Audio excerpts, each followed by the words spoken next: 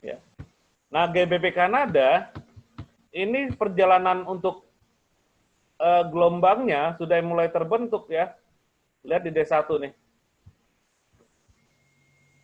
Nah, dia kan bentuk cangkir.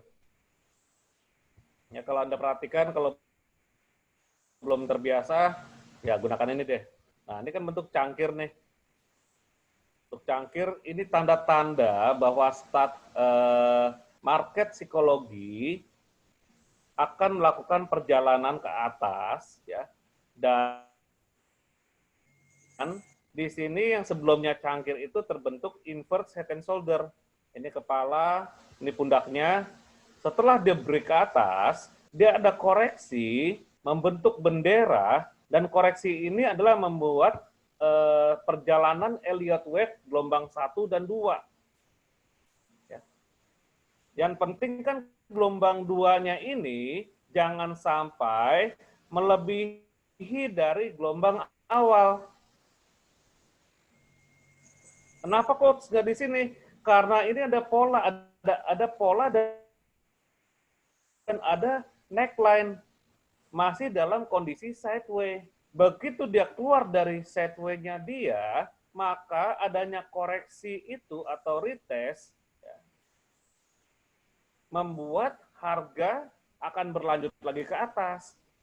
Nah, ini sambil kita perjalanan ini ya, maksudnya Elliott Wave ya. Ciri-cirinya kalau misalkan dia keluar dari pola, apalagi petunjuknya head and shoulder, invert head and shoulder, ya, dia keluar dari pola tersebut, terus keluar break out ke atas, lalu ada koreksi. Nah, itu koreksinya itu membentuk potensi gelombang 1 dan 2. Apalagi Anda lihatnya D1, weekly dan monthly. Ya, sebenarnya sih Elliott Wave itu minimum di D1 untuk kita tarik ke atasnya ya, atau ke bawah tergantung tren. Ya. Apalagi didukung oleh ini nih, cup and handle. Oke. Lalu target atasnya di mana, Coach? Target atasnya minta bantuan Fibonacci expansion. Nah, ini kan retestnya udah nih. Ya. Atasnya sampai Fibonacci expansion. Nah, expansion ini kan butuh high dan low. Saya berarti pakai candlestick.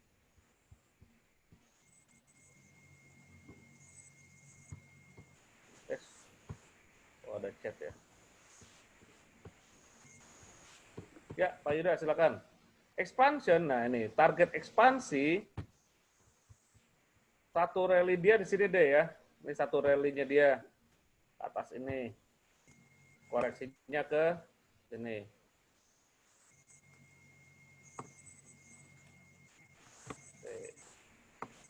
Ingat gelombang 3 itu paling panjang ya. Ada menutup kemungkinan 3 itu di 100 bahkan sampai 61,8. Ya.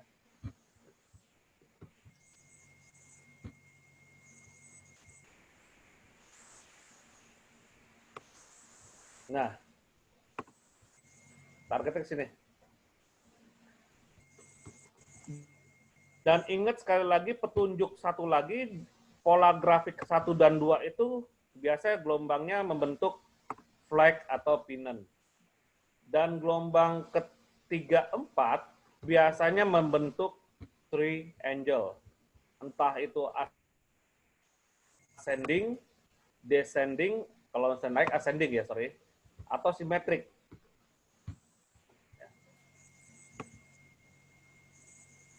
Nah, ini sambil kita belajar Elliott Wave ya, dari H1. Pokoknya ciri-ciri impuls yang muncul, pola grafiknya udah keluar, pola grafiknya maksudnya udah di breakout, ya, baru kita menyimpulkan, wah ini akan terbentuk gelombang yang sangat tinggi.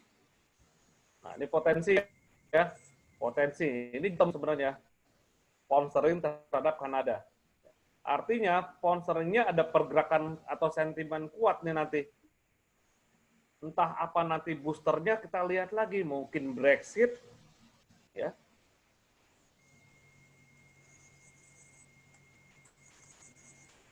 Boosternya kita belum tahu, tetapi secara teknikal kita udah tahu gambarannya pound sterling ini akan menguat terhadap Kanada. Oke.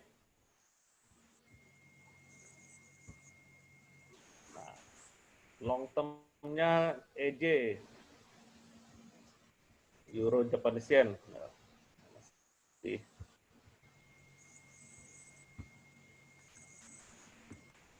Ya, silakan Pak. Wah, baru nyampe, Pak. Ini mau tutup lagi kita. Oke, jadi bicara soal Elliott Wave itu, pertama kita simpulkan gelombang 1 dan 2-nya itu dari keluarnya harga dari zona pola sideway, entah itu head and shoulder, inverted head and shoulder, double top, double bottom. Nah, itu petunjuk utama ya. Begitu keluar dari pola tersebut, dia ada koreksi. Petunjuk kedua, dia membentuk flag atau pennant. Ya, untuk menentukan bahwa gelombang 1 dan 2. Ya. Setelah dia break dari flag yang tersebut, wah, confirm. Dia akan menuju gelombang 3. Sampai berapa gelombang 3? Minta bantuan Fibonacci expansion. Nah, cara nariknya kan gitu. Cara nariknya kita tarik dari Fibonacci expansion, satu rally saja, dari bawah sini ke atas ini. Ya. Lalu dari atas ini kita tarik koreksi sampai level koreksinya dia di bawah sini. Nah, ingat, gelombang 3 itu paling panjang. Nggak mungkin sampai sebatas ini, enggak. Karena struktur rule dari Elliott Wave itu sangat banyak aturan, Bang. Ya, karena tadi.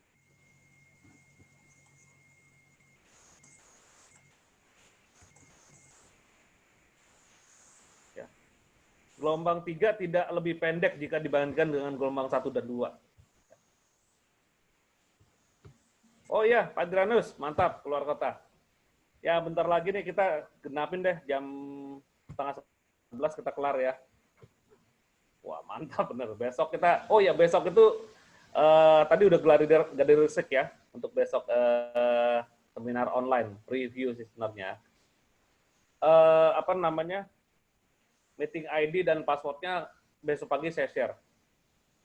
Oke, targetnya itu mungkin gelombang 3 lebih panjang nih, bisa saja sampai ke sini bisa ya, bisa saja sampai resisten ini, atau juga bisa saja 5-nya itu sampai Fibonacci 61,1. Ya, misalkan gini, kita prediksi di sini ya. Lalu ada koreksi ke dalam ini. Ini kita forecast mapping kan ya. Dan melanjutkan lagi dia ke atas sampai ke gelombang 5 sebagai puncak. Nah, kalau di sini kan kita lihat secara logika, gelombang 3 paling panjang ya, daripada gelombang kelima gitu loh. Walaupun tujuannya kita sudah sama-sama tahu, lihat di Fibonacci 161,8 ini angka keramat ya. 161 ini angka keramat di harga sekian. Nah, nanti kalau misalkan Anda lihat pada pair-pair lain dengan membentuk inverted head and shoulder atau head and shoulder pada D1 ya. Tadi saya lihat di mana ya? Aduh. Nah, buatlah proyeksi Elliott. Ini udah mulai expert kan nih. Hari Rabu ini kan perjalanan intermediate. Elliott Wave ini sangat penting untuk kita memprediksi yang jangka panjang memang. Ya. Untuk di emas nggak bisa D1 sebenarnya sih. Emas ini weekly sama monthly untuk lihat Elliott-nya. Setuju Pak ya? Karena emas ini sangat sensitif terhadap isu-isu ya. Oke, ada pertanyaan? Ini masih terkait Elliott ya, tidak melebar dulu. Kita kan untuk intermediate ini chart pattern Elliott, ya. Karena ini lagi populer nih Elliott nih. Udah ada tanda-tanda untuk membentuk gelombang dari beberapa pasangan mata uang. Nah, untuk yang pemula ya mungkin nanti dulu diserap dulu ilmunya, ya ditampung dulu saja. Nanti akan berkembang diri Anda seiring dengan waktu. Begitu masuknya ke intermediate, Anda sudah tahu gitu loh. Nah, begitu masuk ke intermediate, oh dia dulu pernah dibahas nih Elliott Wave nih. Ini juga jadi favorit saya sih sebenarnya Elliott Wave dengan pola grafik. Memang subjektif sekali mencari gelombang, tetapi petunjuk-petunjuknya itu kita harus mengetahui, kita gabungkan antara pola grafik dan Elliott. Di mana pola grafik yang populer itu ya untuk menentukan bahwa dimulainya impuls ini satu gelombang ini ya, kan ada macam-macam tuh. Ada yang koreksi, diagonal, flat, triangle. Nah, nanti dalamnya nanti deh. Ini panjang, kalau bicara soal Elliott ini panjang sekali babnya. Tetapi yang impuls dulu saja nih yang memang sangat terpenting. Masing total gelombangnya itu ada 8, 5 gelombang naik, 3 gelombang koreksi. Nah, berarti 3-nya itu adalah dengan flat, ABC, ya, atau zigzag. Itu gelombang koreksinya. Nah, ya, oke. Hari ini kita ngasih rezeki buat Mas. Jadi kita akan cari lagi ya. Jadi